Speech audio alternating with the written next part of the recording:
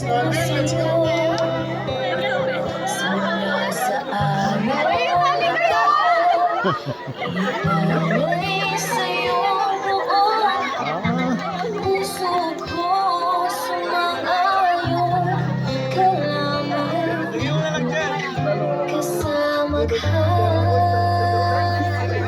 To all the couple was inspired, Jason. How about a big hand, ladies and gentlemen?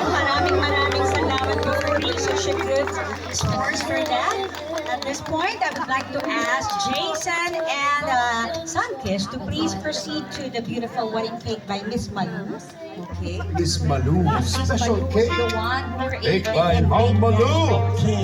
A beautiful wedding reception. Alam mo ba, Ray, noong unang panahon, unleavened bread was used for this practice. Oh. Yes, the groom would actually break the bread over the bridesmaid just to ensure for their distribution of responsibilities as husband and wife. The groom would be the provider of the family and the bride is the keeper of the home. But nowadays, hindi na uso yan na yung babae ay nasa bahay lang, di ba? Ay, syempre, it's now an equal opportunity for Very, very active. very active and Sayang ang kanyang talent. Boleh? Mau krok siapa? the speechless na talaga. Alright, and today it's going to be very, very special. Wala yung mga niya na susulod na talaga. There's one Mga na talaga na susulod na. First, okay, so let me ask Jason here to serve a piece of bread to Anne first. Everybody, put your hands together for Jason! And of course, Anne, and I usually do this during my events, okay? You don't even need to use this fork, okay? Yes, why? I want you to use your bare hands. Kasi sabi ko, the bigger the slice, the more blessings to come, okay? You might as well serve that whole piece left for more blessings to come. And in 3, 2, 1, open my Jason! Giving it all to the husband, malampakan natin siya! At dahil hindi naman kayang ubusin ni Jason yan, let me call him.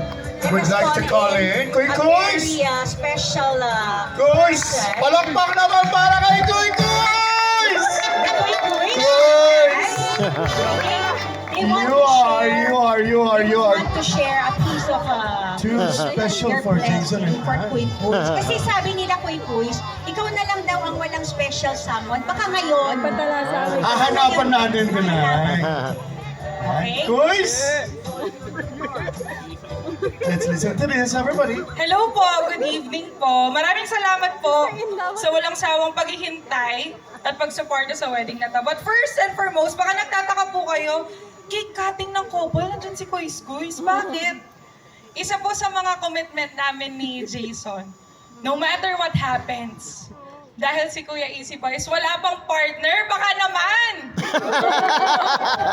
But kidding aside, commitment po namin ni Jason, no matter what happens, pag kailangan po kami ni Kois Kois, nandyan kami para sa kanya. So Kois, we're sharing you this piece of cake.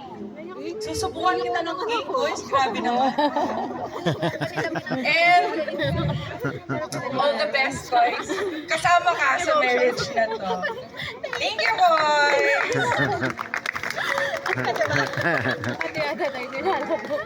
To the sweet brother, the big man with a big heart. Susubukan si Kuy Kuys.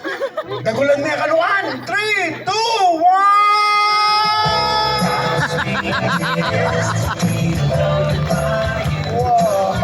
That is a very sweet gesture of Anne and Jason. Alam naman natin, nakaka-hospital lang ni Kuy Kuys. At dahil ang nandoon para magbantay sa kanya. Diba? And at this point, we will be continuing the traditions and move to the wine toasting ceremony. So may I have those beer in can by Blue Saints? Can you please hand them over? And we would like to call in our Toastmaster for this evening, none other than Kevin Benhar and Martin Joshua Santiago. Hi Alright! guys, good evening. Guys, kung magkilala nyo itong mga to, palakpakan nyo naman oh. Ang gagwapo ngayong gabi. Wali na. Wali. Wali na. Hey. Maganda.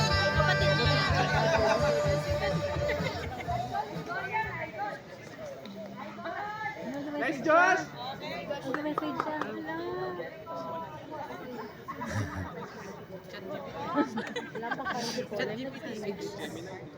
po, good morning. Good evening, sorry. Yes. Alright, so congratulations po sa naman madaming beses sa couples natin for tonight. And I would like to say that as per ChatGPT and Wikipedia, well, I met Jason back in 2015 sa SLU, Bonifacio Suite, Baguio City, Philippines, 2600. Well, nagkakilala kami na masaya at nagtatawanan. And that day would always be a fond memory for us. And simula nung araw na yun, palagi ko na siyang nakakasama. Kasama ang mga kapitbahay ko sa Tarlac, Nueva Vizcaya, hanggang sa magkaroon kami ng common hate na tao. Just kidding. Well, kung taga Baguio ako, pero kapitbahay ang tawag ko sa kanila sa Tarlac. Dahil kahit 2 to 3 hours pa ang layo nila sa Taga akin, Baguio. mas gugustuhin ko pa rin na bumaba kaysa ma-stuck sa traffic for 3 hours sa Baguio tuwing weekends. Well, halos more than 8 years na tayo simula nang makilala ko si Jason. Ngayon ko lang siya nakitang talaga na first time gusto niya na makapag-business at may taong sumusuporta sa gusto niya. Well, Jason has always been the same guy since college. Pero he became the best person and a better version when he's with Anne. Simula na magsama na sila, doon ko nakita na mas excited siya. Kahit normal na araw may chismis man or wala, kasi nagagawa niya pa rin ang mga gusto niya. Well, si Anne, hi Anne. Ang first impression ko agad nung nakilala ko siya ay napakamasaya ang tao niya. And bagay na bagay siya maging host, sabi ko nga. And nalaman ko nga na she is hosting talaga. And what a magnificent night that was. Ang daming revelations agad. And she is so accommodating and wise in her decisions. Nakakatuwa naman silang lagi dalawa kapag nakakasama ko. Lagi silang may debate. May usap sila, tapos mamaya mananahimik na lang. Pero still, minsan nagchat-chat sa akin si Anne pag may doubt siya, and I would assure her that he chose a man and not a boy. Okay? And Anne, she's one of a kind, and I am so happy that I see them together, thriving and working on their problem together. Napapahanga ko sa kanila na kahit nag-aaway sila, talagang napag-uusapan nila. Ito, kahit nagtatapuan sila sa tabi ko, minsan masaya naman silang pikunin kapag nag-aaway. But at the end of the day, bago kami umuwi, they would always come back and tatawagan pa yun sa video ko. Mahinig ko pa sila sa, kahit na nakikitulog ako kay Jason, mahinig ko pa yan nag-video call. Baby, gano'n. And, it's sad. Pero, still, when they wake up each day, they would always say, ikaw pa rin ang pipiliin ko sa araw-araw. Kung yesterday nag-away sila, kinaumagahan talagang bati na sila. Nag-video ko na kagad niya sa umaga. Kasi minsan nakitulog ako dyan. Well, they've been to Baguio a lot of times already, and they say that we have the Baguio curse. And sa alam ko na most of my friends ang umakyat ng Baguio ay nagtatagal. Kasi Baguio removes the wrong people in your life but protects it when the right person comes. And I saw it with Sam, Russell, Jonas, Marsan, and another couple who proved Baguio curse is not a curse, it's Jason and Anne. Well, I, as their friend, will always support their beginning until they grow old as a couple. Their journey together as husband and wife, ganyan ko sila talaga kamahal. Lahat, kasi tinuring nila akong kapatid na din nagkasama ng pamilya nila. Kasama nila ako sa kila Russell, kakilala ng family nila, tapos nag-apply ako ng family Jason dahil akit baba ako. And kahit na ganyan pa man, I would support their journey together as husband and wife. Ganyan ko sila kamahal, lahat. And, nawala na. Kahit na sira ulo man at yung unang pinakilala kong tao sa kanila, hindi pa rin nagbago ang pakikitungo nila sa akin.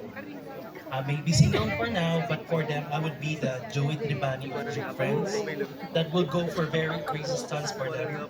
The Barney Stinsons that loves and spoils every couple of the group. And finally, the kapitbahay ko sa Vizcaya and Pangasinan very own Steve. Well, it's an easy joke.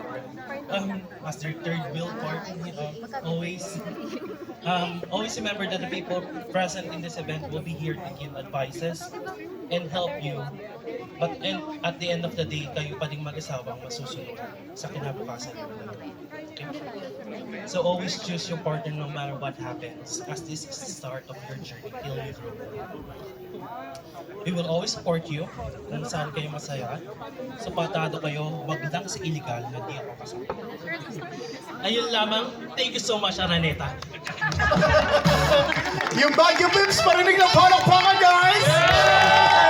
Thank you. We appreciate you guys being here. Alam niyo, pinapalis lang namin yung kaba ng susunod na magsasalita kasi madalang na magsalita ito pero gagawin para sa atin. Palakpakan natin, Joshua! Joshua, let's go! Go, Josh! Mic check. Ako nga pala si Joshua, ang bunso sa mga magkakapatid. At gusto ko lang sabihin na, grabe, bilis na ng panahon. Na parang kailan lang, sabay-sabay kami nagdadasal sa kwarto kay na lolo.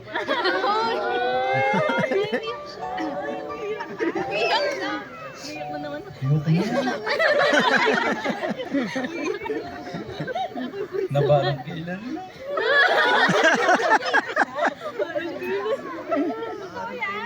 Ayoko na.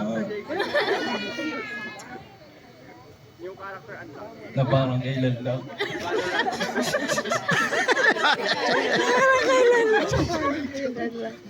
Kahit madaling araw, nag-chat ka para magpasundo sa akin.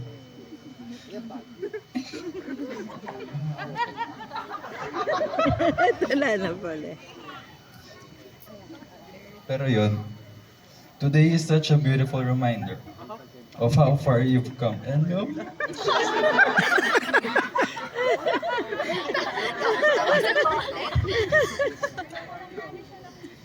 I love you.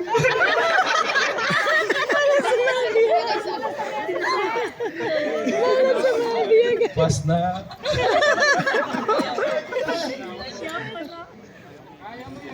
I'm truly happy to see you begin this new journey with someone who cherishes you.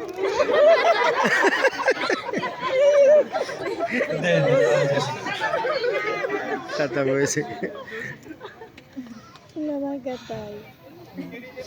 with someone who cherishes you the way you deserve.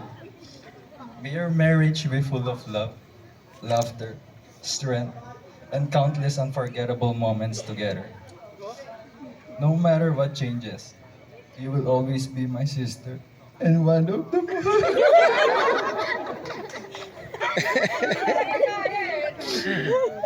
and one of the most important people in my life. Wishing you both a lifetime of happiness and love. Congratulations and best wishes.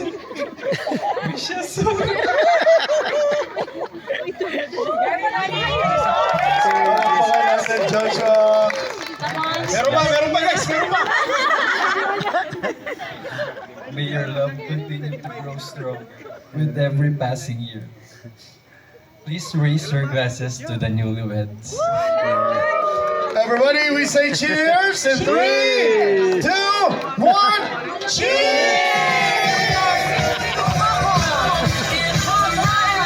Thank you to Joshua and Kevin.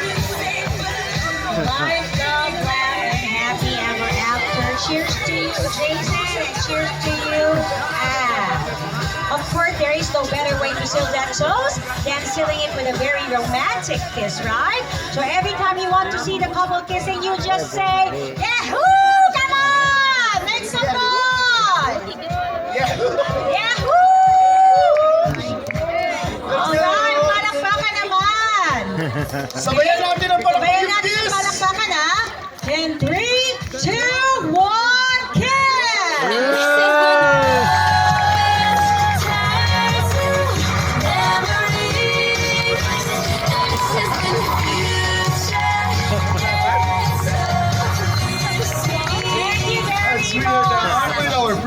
them right here in the garden. We now invite everyone to please join us inside our reception bye-bye. venue, the barn.